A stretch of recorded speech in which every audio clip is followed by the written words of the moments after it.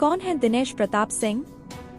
2019 में कांग्रेस से भाजपा में शामिल हुए और सोनिया गांधी के खिलाफ चुनाव लड़ने वाले राजनेता दिनेश प्रताप सिंह की राजनीतिक पृष्ठभूमि विविधतापूर्ण रही है। उन्होंने अपना करियर एक ब्लॉक प्रमुख के रूप में शुरू किया और अंततः उत्तर प्रदेश की योगी आदित्यनाथ सरकार में स्वतंत्र प्रभार वाले राज्य मंत्री बने। उनके राजनीतिक सफर में कई तरह के जुड़ाव रहे हैं। 2004 में उन्होंने समाजवादी पार्टी सपा के टिकट पर विधान परिषद का चुनाव लड़ा, लेकिन भारतीय जनता पार्टी भाजपा के उम्मीदवार से हार गए।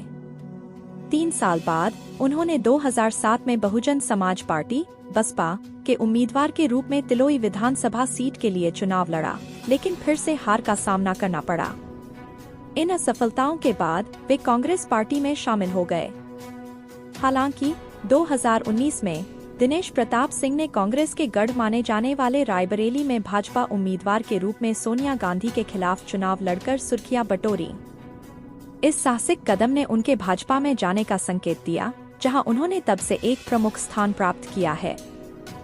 2024 के लोकसभा चुनाव नजदीक आते ही भाजपा ने रायबरेली और कैसरगंज सहित उत्तर प्रदेश की प्रमुख सीटों के लिए अपने उम्मीदवारों की सूची जारी कर दी है। कैसरगंज में पार्टी ने अपने मौजूदा सांसद बृजभूषण सिंह की जगह उनके बेटे को टिकट दिया है। इस बीच रायबरेली के लिए भाजपा ने दिनेश प्रताप सिंह को अपना उम्मीदवार चुना है, जो इस क्षेत्र के कांग्रेस पार्टी के साथ लंबे समय से जुड़े होने के कारण एक महत्वपूर्ण विकल्प है। जबकि दिनेश प्रताप सिंह रायबरेली में आगामी चुनावों की तैयारी कर रहे हैं, कांग्रेस पार्टी ने अभी तक उसी सीट के लिए अपने उम्मीदवार की घोषणा नहीं की है। अटकलें लगाई जा रही हैं कि प्रियंका गांधी संभावित दावेदार हो सकती हैं, खासकर सोनिया गांधी के राज्यसभा में जाने के बाद से, लेकिन अभी तक कोई आधिकारिक पुष्टि नहीं हुई है। जैसे जैसे चुनावी मौसम गर्म होता जाएगा, सभी की निगाहें उत्तर प्रदेश की इन महत्वपूर्ण सीटों पर होंगी।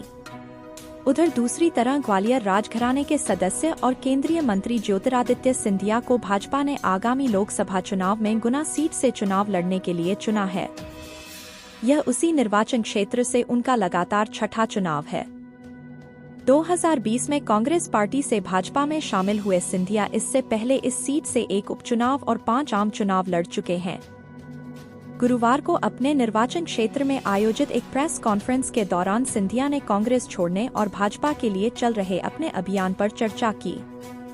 अपने भाषण में सिंधिया ने अपनी पूर्व पार्टी कांग्रेस की कड़ी आलोचना की और उसे दिवालिया बताया। उन्होंने बताया कि कांग्रेस वैचारिक दिशा, जनशक्ति और विकास के लिए विजन की कमी से जूझ रही है। सिंधिया के अनुसार कांग्रेस पार्टी विभिन्न सीटों के लिए उम्मीदवारों को खोजने के लिए संघर्ष कर रही है। कई लोग चुनाव शुरू होने से पहले ही पार्टी छोड़ रहे हैं। सिंधिया ने कांग्रेस संगठन की तुलना दीमक द्वारा खाए गए ढांचे से की, जिसमें कोई सार्थक विचारधारा नहीं है। उन्होंने इसकी तुलना भाजपा से करते हुए कहा कि भारत को वैश्विक नेता बनाने का प्रधानमंत्री नरेंद्र मोदी का विजन लोगों को पार्टी की ओर आकर्षित कर रहा है। उसी प्रेस कॉन्फ्रेंस में सिंधिया ने भाजपा के इस दावे का संदर्भ दिया कि मध्य प्रदेश में लगभग 2 लाख कांग्रेस कार्यकर्ताओं ने भाजपा का दामन थाम लिया है। हालांकि कांग्रेस नेताओं ने इन दावों को खारिज कर दिया है। सिंधिया ने राहुल गांधी और प्रियंका गांधी द्वारा हाल ही में गुना निर्वाचन क्षेत्र के दौरे पर भी प्रतिक्रिया दी। उन्होंने स्वीकार किया कि मेहमानों का हमेशा स्वागत है, लेकिन इस बात पर जोर दिया कि वे अंततः चले जाते हैं। आगामी चुनावों में राम मंदिर मुद्दे की प्रासंगिकता के बारे में पूछे जाने पर सिंधिया ने स्पष्ट किया कि यह कोई राजनीतिक मुद्दा नहीं है, बल्कि यह लंबे समय से चली आ रही आकांक्षा की पूर्ति है। उन्होंने राम मंदिर का निर्माण करके 500 साल पुराने सपने को साकार करने में पीएम मोदी की भूमिका की सराहना की। उन्होंने जोर देकर कहा कि भगवान राम की आत्मा सभी में है और इस प्रकार मंदिर आबादी के एक बड़े हिस्से के साथ प्रतिध्वनित होता है। उन्होंने यह भी कहा कि चुनाव लोगों की सेवा करने के लिए एक मंच के रूप में काम करते हैं और राजनीति को सार्वजनिक सेवा का साधन होना चाहिए।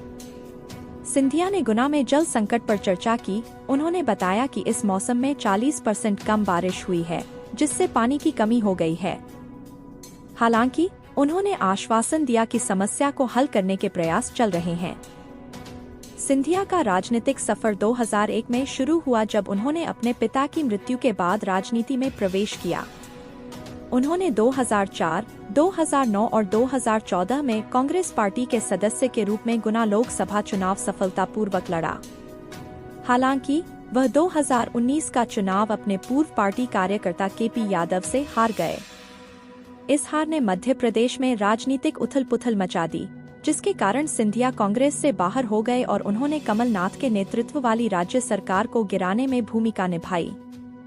भाजपा में शामिल होने के बाद सिंधिया राज्यसभा सांसद बने और बाद में मोदी सरकार में नागरिक उड्डयन और इस्पात मंत्री नियुक्त किए गए। उनके राजनीतिक करियर में महत्वपूर्ण बदलाव देखे गए हैं, जो मध्य प्रदेश और पूरे भारत में व्यापक राजनीतिक गतिशीलता को दर्शाते हैं।